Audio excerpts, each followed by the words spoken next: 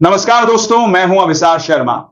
चलिए शुरू करते हैं आज की बड़ी खबर जो सत्ता के गलियारों में भूचाल मचा रही है। दोस्तों, खबरों का सिलसिला शुरू करने से पहले एक छोटा अनुरोध, अगर आपने अभी तक हमारे इस वीडियो को लाइक नहीं किया है तो कृपया एक बार लाइक कर दीजिए। इसे अपने दोस्तों और परिवार के साथ शेयर करें और कमेंट में बताइए कि आप ये वीडियो भारत के किस शहर या राज्य से देख रहे हैं। आज फिर गज्जा की ओर से ताजा खबरें आई हैं। हर रिपोर्ट में खून की गंध है, राजनीति की उबड़ खाबड़ चालें हैं और अमन के दावों पर कड़वी तंज भी। अमेरिका की निगरानी में जो युद्ध विराम हुआ, उसके बावजूद इजरायली हमले थमे नहीं हैं। संयुक्त राष्ट्र से जुड़े संस्थानों ने इजराइल पर नए युद्ध अपराधों के आरोप लगाए हैं। खाने पीने, दवाइयों और सुरक्षा की कमी के बीच खान यूनुस के एक फॉरेंसिक अधिकारी ने बताया कि इजराइल की ओर से लौटाई गई 45 फिलिस्तीनी लाशों पर यातना और कत्लेआम के स्पष्ट निशान मिले हैं, वही लाशें जिनकी पहचान अब परिजनों के आंसुओं और दहाड़ों में हो रही है। इसी बीच कल रात प्रतिरोध पक्ष ने 2 और बंधकों की लाशें इजराइल को सौंप दिए और सितंबर अक्टूबर की ये घटनाएं मानवीय संकट की याद दिलाती हैं। संयुक्त राष्ट्र ने इजराइल से तत्काल गजा की सीमाएं खोलने का आग्रह किया है ताकि जीवन रक्षक आपूर्ति, पानी, भोजन और दवाइयां उन लोगों तक पहुंच सकें जो अभी भी किसी राहत की किरण के इंतजार में हैं। डोनाल्ड ट्रंप, जिन्होंने खुद को अमन का पैकेज बताने की कोशिश की है, ने गजा में फिर से युद्ध छेड़ने का संकेत दिया है। CNN के साथ बातचीत में उन्होंने कहा कि अगर प्रतिरोध समूह युद्ध विराम की शर्तें नहीं मानेंगे तो इजराइल को दोबारा कार्रवाई की अनुमति दी जा सकती। ट्रंप ने जो कहा उससे साफ हो गया कि उन्होंने अभी तक इजराइल की कार्रवाई रोककर रखी है, पर अगर समझौता टूटेगा तो चीजें तेजी से बदल सकती हैं। सीधी भाषा में कहा जाए तो उन्होंने फिर से जंग छेड़ने का इशारा कर दिया। अब सवाल उठता है, किस आवाजा पर भरोसा करें, अमन की बात करने वालों पर या फिर जंग की राह बताने वालों पर? याद रखिए,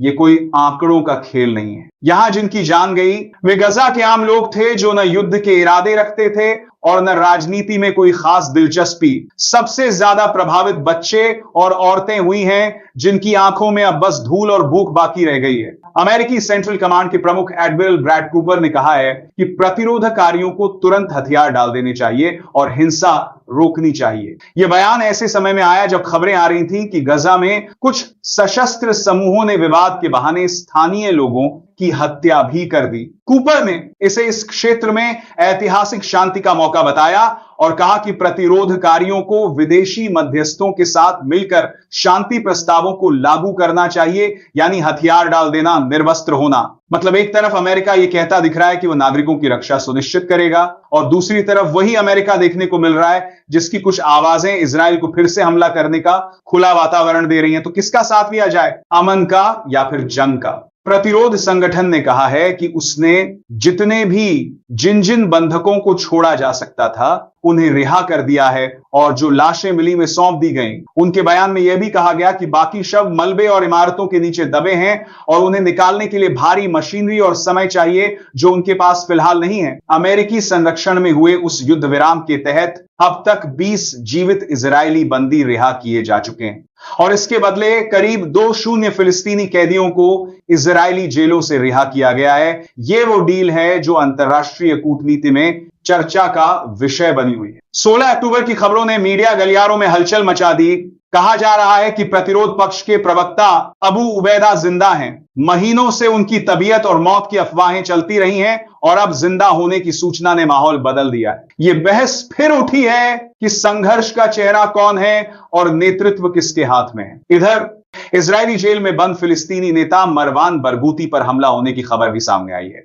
अलग अलग रिपोर्टों के अनुसार उन्हें जेल में पीटा गया और 4 पसलियां टूट गईं। बरगूती को कई लोग फिलिस्तीन का एक प्रभावशाली नेता मानते हैं और जेल में बैठकर भी उनकी खबरों का राजनीतिक असर कम नहीं होता। पश्चिम एशिया की एक और बड़ी खबर, ईरान ने अपने परमाणु कार्यक्रम और उस पर लगने वाले प्रतिबंधों को लेकर कड़ा रुख अपनाया है। तेहरान ने कहा है कि अब निर्णय और कार्यक्रम ईरानी संसद और सुप्रीम नेशनल सिक्योरिटी काउंसिल की निगरानी में होंगे और IAEA के साथ सहयोग के ढांचे पर भी संसद की शर्तें लागू होंगी। ईरानी एटॉमिक एजेंसी के प्रमुख ने आईएईए पर यह आरोप भी लगाया कि उसने अमेरिका और इजराइल द्वारा ईरान के ठिकानों पर किए गए कुछ हमलों की आलोचना नहीं की और यह एजेंसी की भूमिका पर सवाल उठाता है। ईरान का कहना है कि वे अपने विकल्प खुद तय करेंगे।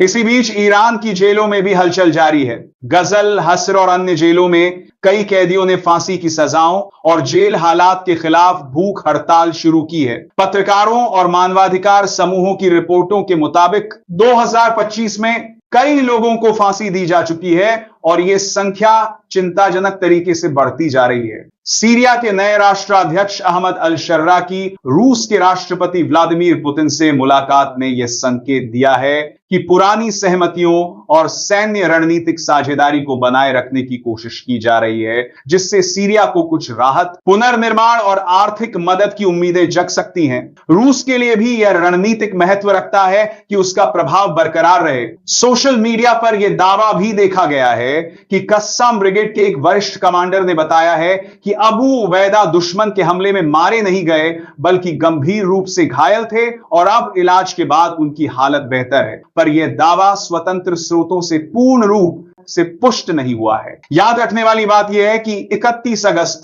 2025 को इजराइल ने दावा किया था कि अबू उबैदा एक हवाई हमले में मारे गए थे। तब से ना उनका कोई वेरीफाइड वीडियो आया है ना ऑडियो, इसलिए इस दावे की स्वतंत्र पुष्टि होना जरूरी है। इंटरनेट और सोशल प्लेटफॉर्म्स पर 3 स्क्रीनशॉट्स वायरल हुए हैं जिनमें अबू उबैदा के जिंदा होने के दावे दिखे, पर बिना प्रामाणिक स्रोत और समय लेबल के ऐसी सूचनाओं को सच मान लेना खतरनाक हो सकता है। किसी भी खबर को देखते समय स्रोत और समय लेबल का ध्यान रखना जरूरी होता है। वीडियो या ऑडियो कब प्रकाशित हुआ, किस खाते ने साझा किया, यह सब मायने रखता है। तुर्की के राष्ट्रपति रजब तैयब एर्दोआन ने कहा है कि उनका देश गजा पर हुए पीस समिट के घोषणा पत्र का पूरा पालन करेगा।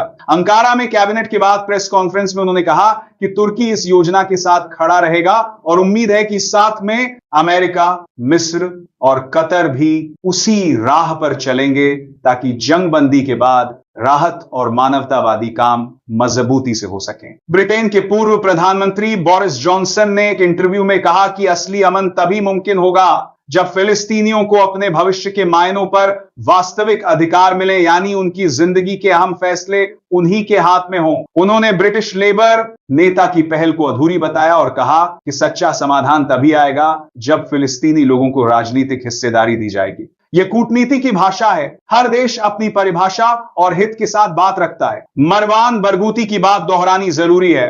मानवाधिकार संगठनों और परिवार की ओर से आरोप लगाया गया है कि बरगूती को इजरायली जेल में बेरहमी से पीटा गया और उनकी 4 पसलियां टूट गईं। अस्सरा मीडिया ऑफिस ने 15 अक्टूबर को बताया कि यह घटना रामोन जेल से मुगिदो जेल स्थानांतरण के दौरान हुई और आरोप है कि नहशोन यूनिट के 8 अफसर इसमें शामिल थे। बरगूती 2002 से इजराइल की कैद में हैं और उन पर कई सजाएं हैं, फिर भी उनकी खबरें राजनीति में हलचल पैदा करती रहती हैं। तेहरान ने अपने परमाणु कार्यक्रम पर बड़ा ऐलान किया है। अब इससे जुड़ी नीतियां और संचालन ईरानी संसद और सुप्रीम नेशनल सिक्योरिटी काउंसिल के नियमों के अनुसार होंगे और आईएईए के साथ सहयोग के दायरे पर भी संसद की शर्तें लागू की जाएंगी। ईरान के एटॉमिक ऊर्जा संगठन ने आईएईए की भूमिका पर सवाल उठाए और कहा है कि एजेंसी ने अमेरिका और इजराइल के कुछ हमलों की आलोचना नहीं की, जो संदिग्ध बात है और तेहरान इसका जवाब देगा। तो दोस्तों,